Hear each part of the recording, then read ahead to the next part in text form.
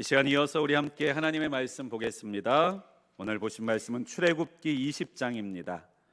구약성경 출애굽기 20장에 있는 말씀, 출애굽기 20장 12절부터 17절까지의 말씀입니다. 구약성경 112페이지쯤에 있습니다.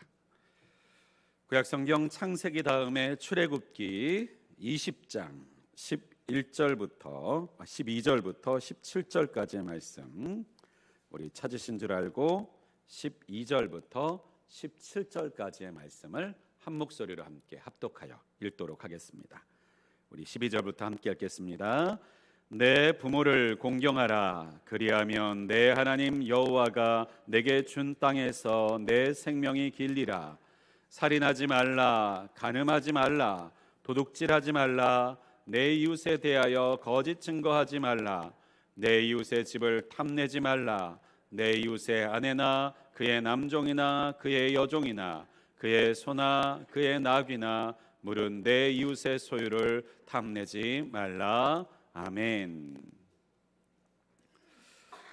자, 오늘은 우리 출애굽기 20장 12절부터 17절에 있는 말씀을 통해서 우리가 수요일에 계속해서 살펴보고 있는 십계명, 오늘은 네 번째 시간입니다.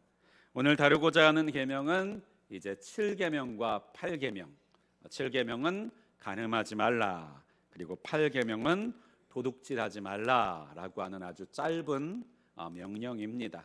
오늘 이토록 짧은 명령 가운데 담겨져 있는 하나님의 뜻과 그 속에 담겨져 있는 십계명의 정신이 무엇인지를 오늘 이 시간을 통해서 우리가 함께 살펴볼 수 있기를 간절히 원합니다.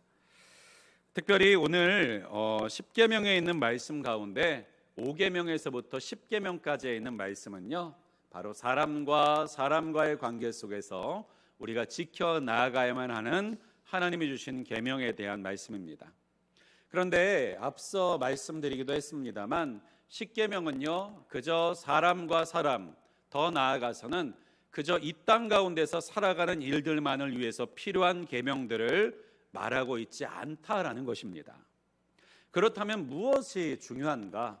그것은 십계명은요, 바로 하나님의 나라의 백성의 정체성, 하나님의 나라의 백성이 살아가야 될 삶의 방식을 담고 있는 것이 바로 십계명의 말씀이라는 것이죠. 그럼 여러분, 하나님의 나라의 백성은요, 이 땅에서 육을 입고 있을 때만 그렇게 살아갈까요? 아니죠. 우리는요, 이 땅에서뿐만 아니라 하나님의 나라, 그리고 우리가 이 육신의 옷을 벗고 우리 주님 앞에 서는 그날까지 우리 가운데서는 하나님의 나라의 백성이라고 하는 정체성, 하나님의 자녀라고 하는 정체성이 변함없이 이어지게 될 겁니다. 그러면 이 말씀은요, 단순히 이 땅을 살 때만 필요한 말을 하고 있는 것이 아니라 우리의 모든 존재 가운데서, 우리 가운데서 떠나면 안 되는 중요한 영적인 원리를 말하고 있다는 것을 우리가 생각해 볼 필요가 있죠. 그러면요, 우리가 생각해 볼 수 있을 것 같습니다. 아니, 그럼 천국에도 간음이 있나? 천국에도 도둑질이 있을 수 있나? 라고 하는 생각을 품을 수 있지 않겠습니까? 우리의 생각과 마음에는 어떤 것들이 있어요? 천국에서는 이 모든 것들이 다 없어질 것이다, 사라질 것이다. 맞습니다. 그러나 중요한 것은요, 이 계명을 통해서 하나님이 우리에게 말씀하고 싶으신, 우리 가운데서 가지고 있기를 원하시는 영적인 가치관, 그리고 정체성이 무엇인지를 우리가 찾을 때 이 십계명은 그저 우리가 육신을 입고 이 땅에서만 살아갈 때 유익한 말씀이 아니라 우리의 영생의 삶 속에서도 유익한 말씀이 될 줄을 믿습니다. 그러면요, 우리가 먼저 7계명을 한번 살펴보기를 원합니다. 7계명에 있는 말씀, 간음하지 말라. 굉장히 짧은 말씀이죠. 아마 이 말씀을 시작할 때 우리 성도님들께서는 이런 생각도 있으실 겁니다. 아니, 이렇게 짧은 말씀 2개 가지고 목사님이 지금 30분을 이야기하려고 계시는 건가? 라고 하는 생각을 하실 수도 있을 것 같아요. 그런데 여러분, 이 짧은 계명은요, 30분이 아니라 300분도 이야기할 수 있는 분량이라는 것입니다. 왜요? 성경에 있는, 성경을 꿰뚫고 있는 성경 가운데는 하나님께서 계속해서 반복하고 말씀하고 계시는 바로 이 신앙의 원리를 압축하고 그리고 줄여놓은 것이 바로 이 한마디의 말씀, 이 한마디의 구절들에 담겨져 있기 때문이에요. 그러니까요, 이 십계명은 어떻게 말하면요, 이 두꺼운 성경 가운데서 하나님께서 하나님의 사람들에게 지키고자 하시는 정체성을 누르고 줄여서 한마디로 지킬 수 있게, 한마디로 실천할 수 있게, 한마디로 순종하며 살아갈 수 있게 만들어 놓으신 것이 바로 이 십계명이라고 하는 것입니다. 그렇다면요, 특별히 7계명에 해당되는 간음하지 말라라는 것은 무슨 의미를 담고 있을까요? 여러분, 간음죄라고 하는 것은요, 인류 역사 속에서 가장 광범위하고 지속적으로 저질러져 왔던 범죄 중에 하나입니다. 간음죄는요, 단순히 성에 대한 탐닉을 하는 음란보다도 중요한 특징이 한 가지 있어요. 그것은요, 정상적인 부부관계 이외의 행위를 통한 음란, 그리고 성적인 부분들에 대한 행위를 지적하는 말씀이기 때문입니다. 그렇습니다. 우리가 교회 안에서 성에 대해서 이야기한다는 것이 참 쉽지는 않고 터부시되거나 말하기가 조금 조심스러운 일들이 많이 있습니다. 특별히 대한민국이라고 하는 사회 자체가 성적인 부분들에 대해서 공적인 자리에서 말한다는 것이 굉장히 조심스럽고 그리고 말하기 불편한 경우가 참 많죠. 그럼에도 불구하고 여기에 대해서 참 관심들이 많고 마음 가운데 또 알고 싶은 것이 많은 것도 바로 이 성적인 부분들입니다. 그래서 우리가 신앙 가운데서 그렇다면 성경은 이 성적인 것들을 비밀하고 또한 개개인의 문제로만 돌리고 있느냐? 그렇지 않다는 것을 우리는 알아야 돼요. 성경은요, 이 부분들을요, 정말로 노골적으로 적나라하게 다루고 있는 경우가 굉장히 많이 있고요. 특별히 모세오경을 비롯한 죄를 다룰 때 이 성적인 죄에 대한 부분들을요, 숨기거나 감추거나 다른 표현으로 비유해서 표현하는 것이 아니라 있는 그대로 일어나는 사건을 따라서 적나라하게 재판하고 심판하고 있다는 것을 우리가 주목해 볼 필요가 있습니다. 그렇다면요, 이 간음이라는 것의 핵심은 무엇이냐? 간음은요, 단순한 음란이 아니라 부부관계에 대한 약속을 어기는 것에 주목하고 있다는 것을 우리가 알아야 합니다. 다시 말하면요, 간음은요, 하나님께서 세우신 인간 세계 가운데 세우신 언약을 파괴하는 범죄로 여기신다라고 하는 거예요. 단순히 우리가 성적인 것에 탐닉하고 중독되어 있는 것만 간음이 아니라는 것입니다. 무엇을 무너뜨리는 게 문제라는 거예요? 바로 언약을 무너뜨리는 것이 문제라는 것입니다.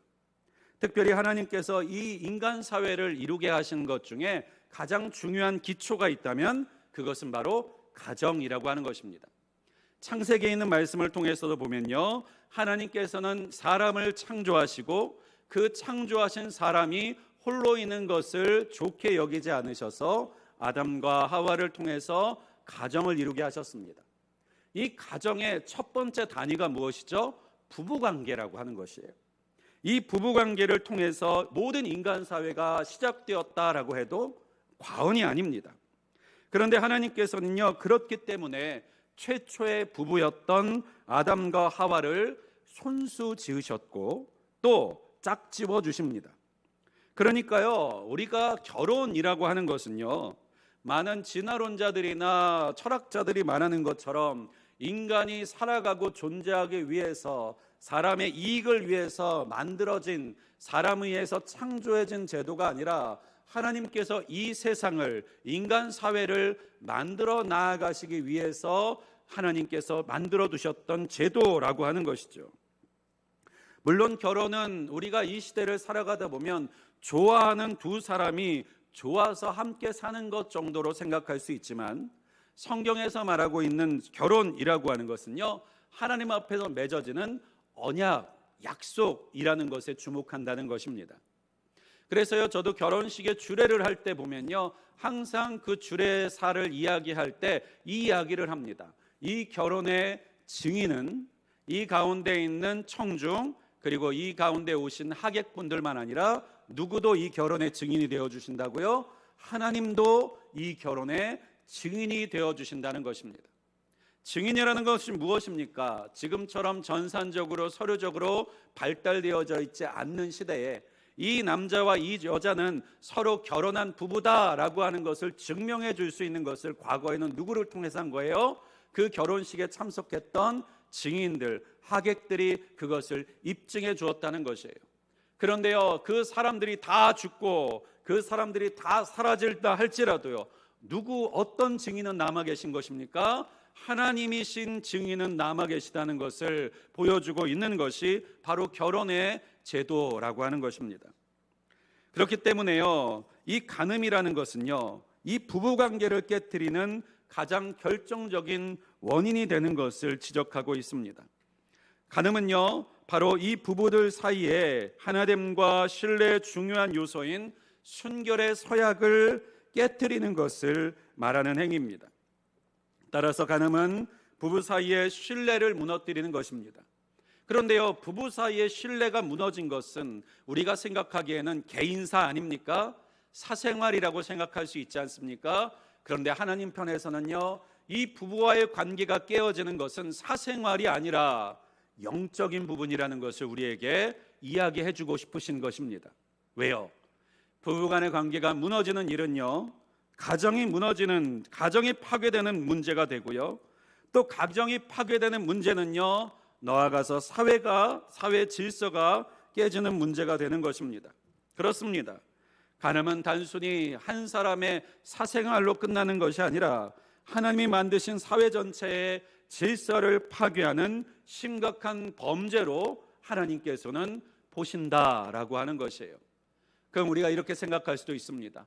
아니, 그 한 가지가 어떻게 이렇게까지 확장하고 과대하게 하나님께서 평가하실 수 있어? 아닙니다. 하나님께서는요, 간음을 한 사람의 욕망의 문제로 끝나는 것으로 여기지 않으십니다. 바로 부부간의 약속을 깨뜨리고 가정의 기초를 깨뜨리고 자녀들의 세계를 무너뜨리고 공동체 거룩을 훼손하는 일로 보십니다. 그래서요, 이것은 구약 성경에서 10계명에서만 다루고 있는 계명이 아니라 신약 성경에서도 동일한 말씀을 반복하고 있습니다.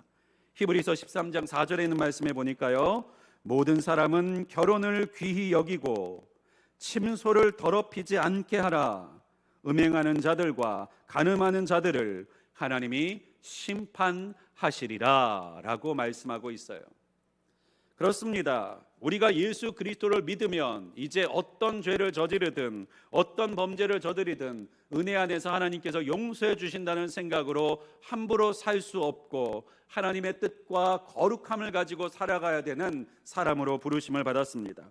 그 거룩함 가운데서는 무엇이 또한 함께 있다는 것입니까? 바로 이 부부간의 관계, 부부간의 신뢰, 부부간의 거룩을 지켜 나아가는 것도 하나님의 사람으로서의 거룩함을 지켜 나아가는 것에 중요한 순종의 말씀이라는 것입니다. 더 나아가서는 우리가 예배를 드리는 것만큼이나 기도하는 것만큼이나 선을 행하는 것만큼이나 부부간의 관계를 지키고 그 안에서의 약속을 지켜 나아가는 것이 얼마나 중요한 것인지에 대해서 우리에게 이야기하고 계신다는 것입니다.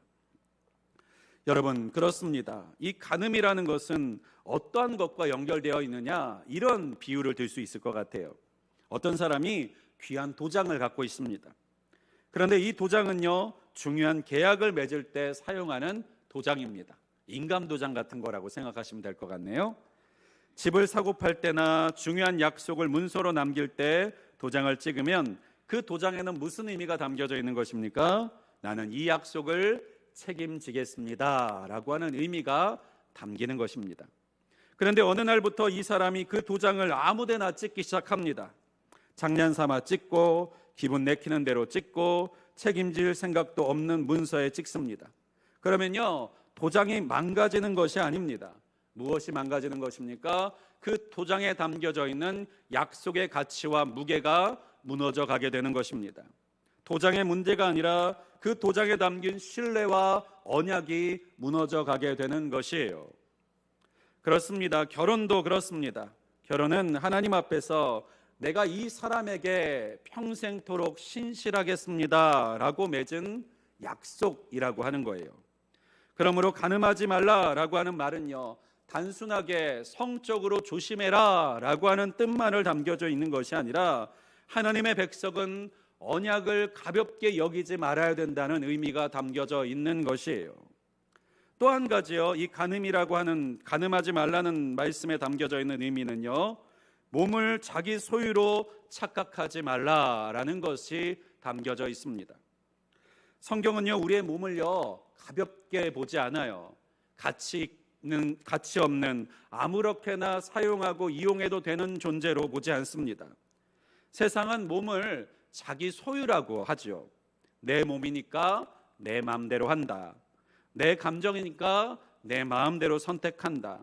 내 욕망이니까 내가 책임지면 된다. 이런 식으로요. 그런데요, 고린도전서 6장에서는요 이렇게 말하고 있습니다. 너희 몸은 너희가 하나님께로부터 받은 바 너희 가운데 계신 성령의 전인 것을 알지 못하느냐. 그러니까 우리 몸은요 어떤 존재라는 거예요? 하나님으로부터 받은 존재라는 것입니다. 그리고 또 같은 말씀에는요, 너희는 너희 자신의 것이 아니라 값으로 산 것이 되었다. 그러니까 우리의 소유자가 이제 누구라는 말씀을 하고 있는 것입니까? 하나님이다 라고 이야기하고 계시는 것이죠. 그리스도인은요, 특별히 세상의 사람들은 어떤 생각을 가지고 살아가는 것인지 우리가 주목하기보다 먼저 그리스도인이라면 무엇인가에 주목할 필요가 있습니다. 그리스도인은요 자기 몸의 주인이 아닙니다. 우리 몸은 주님께 속한 것입니다. 우리의 마음도 관계도 사랑도 하나님 앞에서 이루어져야 할 존재라는 것이에요. 그러니까요, 간음하지 말라라는 말씀은요 앞서 말씀드린 대로 성적으로 조심하라 라고 하는 의미만 담겨져 있는 것이 아니라 우리에게 이렇게 묻는 것입니다. 너는 내 몸이 누구의 것인지를 알고 있느냐? 너는 내 사랑이 누구 앞에서 다루어지고 있는 감정인지를 알고 있느냐? 너는 내 욕망보다 하나님의 언약과 약속이 무겁다는 것을 기억하며 살고 있느냐라고 하는 것을 묻고 계신다라고 하는 거예요. 그러니까요, 하나님의 백성은요 내가 가지고 있는 욕망보다 하나님의 언약과 약속을 중하게 여기는 사람입니다. 그렇습니다. 우리가 결혼을 했다고 해서 성적인 욕망과 욕구가 완전히 사라지는 것도 아닐 것입니다. 미혹과 유혹이 있을 것입니다. 그러나 그 가운데서 우리는 무엇 때문에 그 결혼의 언약, 결혼의 관계를 지켜나가는 거예요? 그 욕망보다 무엇이 더 크다고 여기기 때문에요, 하나님 앞에서 한 이 약속이 더 큰 것이라고 여기기 때문에, 또한 하나님께서 우리의 이 몸을 하나님께서 주셨다라고 하는 그 말씀을 더 중요하고 무겁게 생각하기 때문에 그 모든 것들을 지켜 나아간다라고 하는 것입니다. 그렇습니다. 하나님의 사람들은요 성적인 부분에 대한 관심이 완전히 사라져서만 그러한 죄로부터 멀리하는 사람이 아니라 어떤 사람이냐? 바로 그것보다, 그 욕구보다, 그 마음보다, 그 매력보다 하나님의 말씀과 약속이 더 큰 것으로 여기고 살아가는 사람, 그것이 바로 간음하지 않는 사람, 하나님을 진실하게 의지하고 붙드는 하나님의 백성이라는 것을 우리에게 알려주고 있다는 것이에요. 또한 하나님께서는요 이 간음하지 말라라는 이 말씀을 통해서 하고 싶은 것이 있습니다. 그것은요 예수님께서 이 간음에 대한 이야기하신 것을 우리가 한번 기억해 볼 만해요. 마태복음 5장에 보면요 예수님은 이런 말씀을 하셨습니다. 이 간음하지 말라는 계명에 대해서 이렇게 주석을 말씀하신 거예요. 음욕을 품고 여자를 보는 자마다 마음에 이미 간음하였느니라. 그러니까요 마음에 이미 그 간음하고자 하는 마음이 찾아 들어왔을 때 예수님께서는 뭐라고 말씀하셨느냐? 너는 이미 간음하였다라고 이야기하셨다는 거예요. 이 말씀은요 단순히 하루에도 수없이 바뀌는 우리의 마음을 향해 죄책감으로 우리를 묶어두시기 위한 말씀이 아닙니다. 예수님은요 죄의 뿌리가 행동하는 것 이전에 우리의 마음에 있음을 분명하게 알려주시는 말씀이라는 것이에요.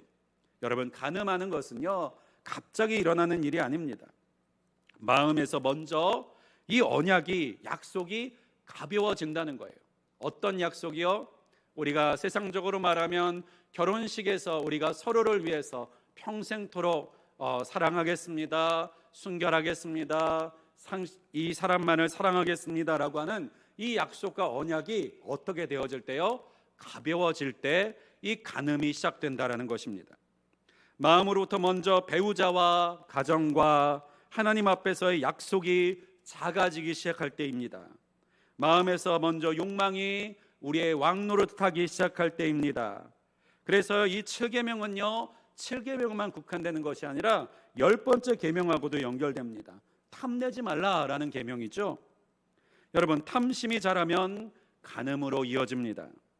하나님께서 내게 주신 관계를 귀하게 여기지 못하고 다른 사람의 것을 마음에 붙들기 시작할 때 죄는 이미 마음 가운데서 자라기 시작하는 거예요. 간음의 문제는 단순히 몸의 문제만이 아니라 마음의 문제로부터 시작된다라고 하는 것을 우리에게 이야기하고 있는 것이고, 더 나아가서는요 하나님에 대한 신뢰의 문제와도 연결됩니다. 우리가 결혼을 할 때 이렇게 고백들 많이 하죠. 하나님께서 짝지워진 사람. 여러분, 우리는요 결혼을 그저 우리 감정에서, 때로는 조건을 따져서 이 사람이 나와 살아가면 딱 좋겠다라고 계산해서 결혼했다는 표현을 그리스도인들은 사용하지 않습니다. 어떤 말을 사용합니까? 하나님께서 나와 짝지워진 사람. 그러면 결혼의 근거는요 우리의 감정이 아닌 거예요. 그러면 무슨 말입니까? 사랑이 식어도 무엇은 남아있는 거예요? 부부간의 관계와 약속은 남아있는 것이라는 것입니다. 옆에 있는 내 남편이, 옆에 있는 내 아내가 때때로는 싫어지고 미워지고 불편해져도요 무엇은 남아있는 것이에요? 하나님이 짝지워주신 그 하나님의 섭리는 남아있는 것이고, 또 하나님 앞에서 행한 언약과 약속은 남아있는 것이라는 것이죠. 특별히 이 시대는요 이혼이 참 많습니다.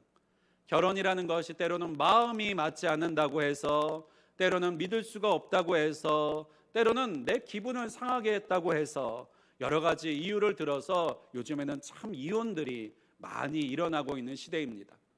그런데요 이 이혼에 대해서 우리가 가볍게 생각할 수 없는 것임에도 불구하고 이 이혼들이 이루어지는 가장 중요한 핵심은 무엇입니까? 이것이 사람과 사람과의 약속, 사람과 사람과만의 계약이라고 생각하기 때문일 것 같습니다. 그러나 오늘 성경은 우리에게 분명히 말씀하고 있습니다. 우리 마음으로부터 시작된 이 탐심과 욕심, 더 나아가서는요 이 모든 우리의 몸에 대한 권리, 이 모든 것이 하나님의 약속, 하나님 앞에서 놓여져 있는 것으로부터 시작되었다는 것을 잊어버리지 않고 살아가는 사람, 그것이 바로 이 간음하지 말라라고 하는 계명을 주신, 그것을 듣는 하나님의 백성들의 마음이 되어야 된다는 것, 정체성이 되어야 된다는 것입니다. 사랑하는 여러분, 그렇습니다. 우리가 하나님의 사람으로 살아가는 일에 특별히 이 간음하지 말라라는 계명 속에 담겨져 있는 하나님의 의미와 뜻을 날마다 잃어버리지 않고 살아가실 수 있기를 주님의 이름으로 축복합니다. 또 한 가지는요 8계명입니다. 도둑질하지 말라라고 하는 계명이죠.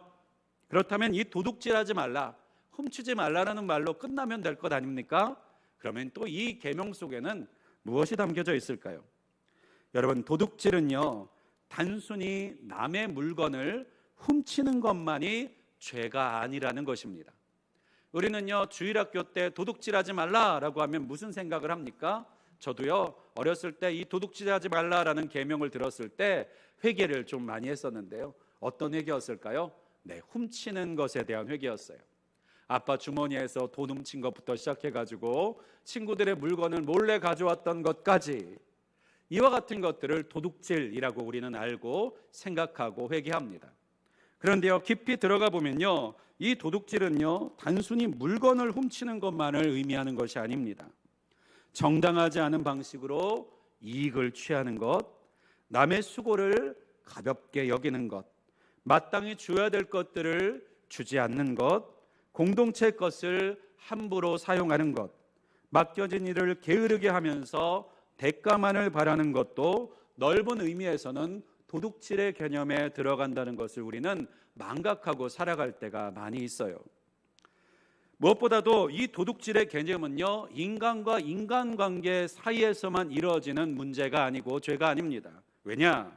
성경은요, 모든 것이 하나님께 속하여 있다고 말씀하기 때문이에요. 특별히 그래서 땅과 거기 충만한 것과 세계와 그 가운데 사는 모든 자들은 다 여호와의 것이니라. 그러니까요, 엄밀히 말하면 우리가 사유재산이라는 개념이 있지 않습니까? 이 사유재산이라는 개념이 고대로부터 이어져 온 개념이거든요. 제가 찾아보니까 기원전 18세기인가에 그 바벨론의 함부라비 법전에도 나오는 것이 사유재산 제도이고, 지금 현대 모든 법의 기초가 되는 로마법 가운데서도 토지의 소유, 물건의 소유에 대한 이 소유권에 대한 개념이 자리하고 있다고 합니다. 그런데요, 단순히 개개인의 인격과 소유를 존중한다는 개념으로 도둑질의 문제를 다루고 있는 것이 아니라, 성경은요, 이 세상의 모든 것의 소유자가 누구시다? 하나님이시다라고 하는 것으로부터 이것이 출발되어진다라고 하는 거예요. 그러니까 표현하자면 이것입니다. 교회 헌금만 도둑질하는 것이 하나님의 것을 도둑질하는 것이 아니고, 하나님께서 내게 허락하지 않은 것을, 타인에게 주신 것을 내가 강제로 취하고 가져오려는 모든 행위들이 하나님 앞에서의 도둑질이라고 판단되어질 수 있다, 죄라고 판단되어질 수 있다라고 하는 것이에요. 그렇기 때문에요, 도둑질이라고 하는 것은 단순히 사람에게만 짓는 죄가 아니라 하나님께서 이웃에게 맡기신 몫을 침범하는 일이 되는 거예요. 이것을요, 모세 오경에서 이스라엘 백성들에게 땅을 나누어 주실 때도 나옵니다. 하나님께서는 이스라엘 백성들에게 땅을 분배하여 주실 때 그 땅의 지경을 설정하는 그 여러 가지 그 돌을 놓으셨어요. 이게 무슨 뜻이냐? 여기까지는 누구네 땅, 여기까지는 저 사람의 땅이라고 하는 그 돌 같은 것을 세워놓게 하셨어요. 그런데요, 이 돌을 함부로 옮기는 것이 하나님께 범죄다라고 이야기하셨다는 거예요. 다시 말하면 그 사람에 맡긴 지경, 그 사람에게 맡긴 땅, 그것을 함부로 옮기거나 바꾸려고 하지 말아라 라고 하는 명령을 이스라엘 백성들의 율법에 주셨다는 것입니다. 그 의미는 무엇이 담겨져 있는 거예요? 이 모든 것은 너의 것이기 때문에 네 마음대로 해도 된다라는 것이 아니라, 이 모든 것의 본래의 소유권은 누구에게 있다? 하나님께 있다라는 것을 가르쳐 주시기 위한 방법인 것이죠. 그렇습니다. 우리는 도둑질이라는 개념을 그저 사람에게 하는 것이고, 그래서 그 사람이 모르면, 그 사람이 알아차리지 못하면, 그 사람이 누가 훔쳐가는지를 알지 못하면 그 도둑질은 그냥 넘어가고 지나가는 것이 아니라, 누구 앞에서의 범죄를 기억해야 된다는 거예요? 하나님 앞에서의 범죄, 하나님 앞에서의 죄악을 기억해야 된다는 것입니다. 특별히 이 도둑질의 뿌리에 무엇이 있어요? 바로 탐심이 있기 때문이에요. 그리고 불신앙이 있기 때문입니다. 도둑질이 우리의 손으로부터 시작되기 전에 이 도둑질은 어디서부터 먼저 시작됩니까? 우리의 마음으로부터 먼저 시작되는 거예요. 그런데 이 마음의 무엇으로부터 이 탐심과 욕심이 시작되는 것이죠? 그 중에 하나는 무엇이에요? 내게 주어진 것에 감사하지 못하고 하나님이 남에게 맡긴 것을 내 것으로 만들고 싶어 하는 마음으로부터 시작되는 것이 바로 이 도둑질이라고 하는 것이에요. 그래서 이 8계명은요, 앞서 말씀대로 10계명 10번째 계명과 또 연결됩니다. 내 이웃의 집을 탐내지 말라. 그러니까 여러분, 우리의 일상생활 속에서 아무렇지도 않게 행하는 비교, 이 비교를 우리 가운데서는 잘 경계하고 절제하는 일들이 필요합니다. 왜요? 이 비교함 속에서 내가 없는 거, 내가 부족한 거, 내가 가지지 못한 것에 대한 감사하지 못하는 마음들이 생겨나고, 그것은 결국 무엇으로 이어진다는 거예요? 도둑질로 이어진다는 거예요. 마음으로부터의 도둑질로, 그리고 실제적인 행동으로의 도둑질로 이어질 수 있다는 것입니다. 여러분, 그렇습니다. 만약에 어떤 아이가 친구 집에 놀러 갔어요. 거기에 멋진 장난감이 있습니다. 처음에는 그저 부러웠는데, 그런 다음에 마음이 바뀌었습니다. 어떤 마음이 들어오느냐? 왜 저 친구에게는 있는 것이 왜 나에게는 없지? 또 저 친구는 장난감이 많으니까 하나쯤 없어져도 모르겠지, 내가 가져가도 괜찮겠지라는 마음이 계속 꿈틀꿈틀 일어나기 시작합니다. 결국 그 아이는 그 장난감을 주머니에 넣게 됩니다. 문제는요, 단순히 장난감 하나가 없어졌다는 것이 아니에요. 이 죄의 문제는 장난감 하나의 가치의 문제가 아니라는 것입니다. 큰 것을 훔쳤느냐, 작은 것을 훔쳤느냐의 문제가 아니라는 것이에요. 그 아이의 마음 속에서는 이미 중요한 일이 벌어졌다는 거예요. 첫째는 친구를 친구로 보지 않게 되고 친구의 것을 내 욕망의 대상으로 보게 되었다는 것입니다.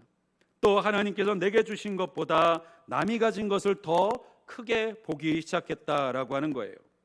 여러분, 그렇기에 도둑질하지 말라라는 이 계명은요, 단순히 남의 것을 가져가지 말라라고 하는 말씀에 그치는 것이 아니라 어디에까지 나아가는 거예요? 하나님의 주심을 신뢰하라, 하나님께서 내게 맡기신 것에 감사하라, 이웃에게 맡기신 몫을 존중하라 라고 하는 거에까지 이르게 되는 것입니다. 무엇보다도요, 하나님의 백성은요, 바로 이 애굽의 방식으로 살지 않도록 부름받은 세상의 방식으로 살아가는 것으로 부름받지 않은 사람이라는 사실을 이 계명을 통해서 우리는 기억해야 돼요. 특별히 이 계명을 받고 있는 이스라엘 백성들은 본래 애굽에 종살이를 하고 있는 사람들이었습니다. 그런데 애굽에서 살던 삶의 방식은 어떤 모습이었느냐? 바로 힘이 있고 권력이 있는 사람들이 모든 것을 소유하고 갖는 세상의 방식을 수백 년 동안 보아왔던 사람들이었어요. 특별히 애굽의 바로는 이스라엘 백성들을 향해서 어떠한 일들을 했습니까?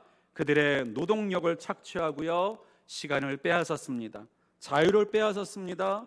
더 나아가서는요, 남자아이들의 생명까지도 빼앗아 갔습니다. 무엇으로요? 그가 가진 힘과 권력으로요. 그러면요, 애굽의 질서는요, 바로 빼앗는 질서, 착취의 질서라고 말할 수 있어요. 힘 있는 사람이 약한 사람의 것을 빼앗는 질서, 그것이 합당하게 여겨지는 질서였다는 것입니다.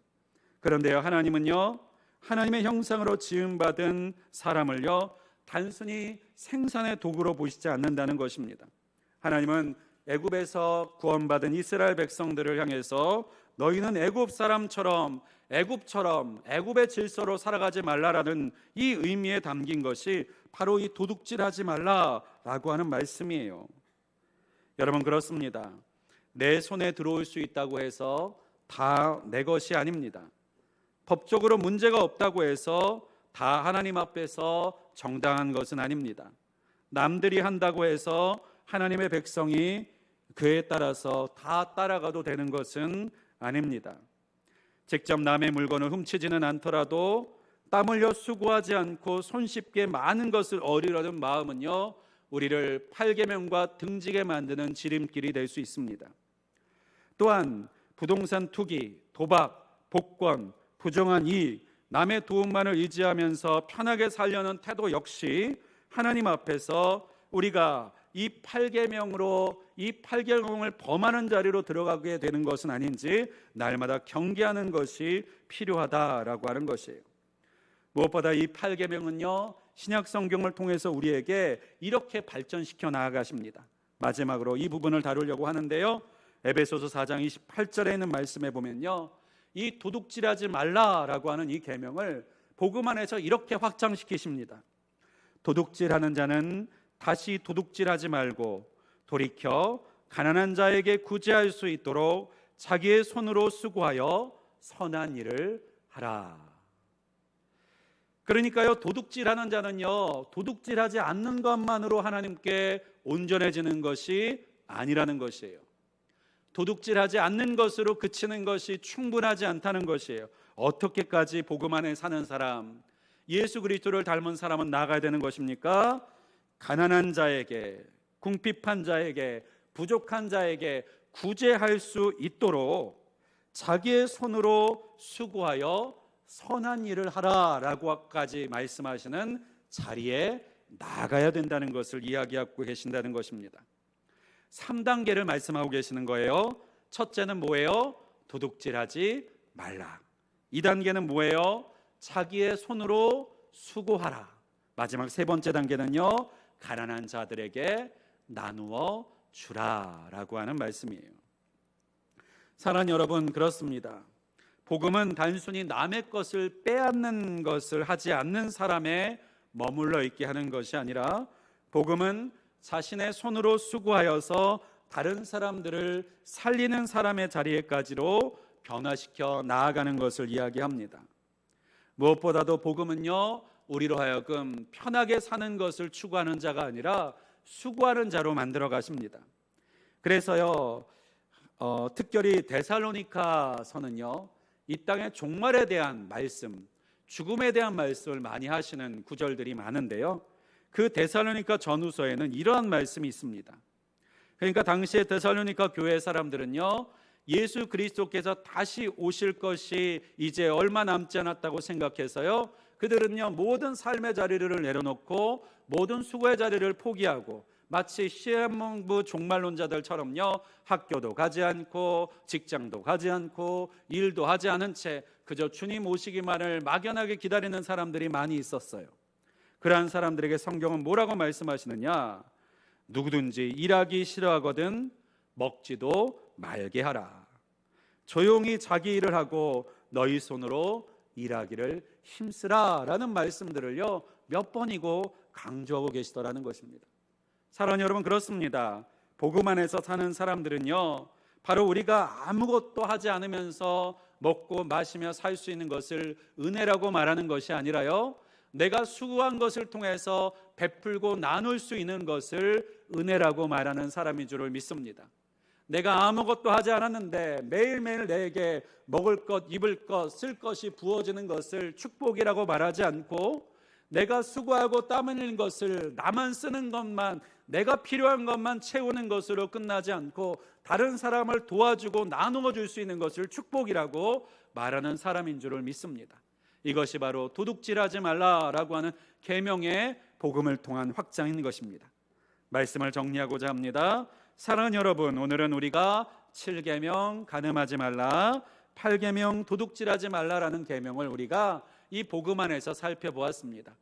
우리가 이 계명 속에 담겨져서 그리고 완성해 나갈, 발전해 나아가야 될, 그리고 우리 마음 가운데 지켜 나아가야 될 귀중한 영적 원리를 오늘 이 시간 다시 한번 붙드실 수 있기를 주님의 이름으로 간절히 축원을 드립니다. 그래서 단순히 간음만 하지 않는 사람으로 사는 것이 아니라 하나님의 계명을 순결하게 지켜 나아가는 신실한 사람이 되어지기를, 그 계명을 이 세상의 어떤 욕심과 쾌락보다 무겁게 여기는 사람이 되기를 축복합니다. 단순히 도둑질하지 않는 사람만 되는 것이 아니라 내가 힘써 수고하고 그것을 나누어 주고 베풀어 줄 수 있으며 하나님께서 우리에게 맡기신 것을 만족하고 감사하며 살아가는 사람의 자리에까지 나아가시는 저와 여러분 되시기를 주님의 이름으로 간절히 축원드립니다. 기도하겠습니다. 전능하시고 분명히 살아계신 하나님, 감사합니다. 오늘도 십계명 속에 담겨져서 우리를 만들어 가시기를 원하시는 주님의 방향과 목적지를 우리가 이 말씀을 통해서 다시 한번 바라보았습니다. 하나님, 우리가 그저 이 십계명의 말씀대로 간음하지만 않는 사람, 도둑질하지만 않는 사람에 머무르는 자들이 아니라 예수 그리스도의 복음을 받은 자답게 하나님의 자녀, 하나님의 백성, 하나님께서 예수 그리스도의 형상으로 아버지 하나님 지음받은 사람의 자리에 되기까지 우리가 날마다 장성해져 나아갈 수 있는 하나님의 사람 되게 하여 주시옵소서. 예수 그리스도의 이름으로 간절히 기도하였습니다. 아멘.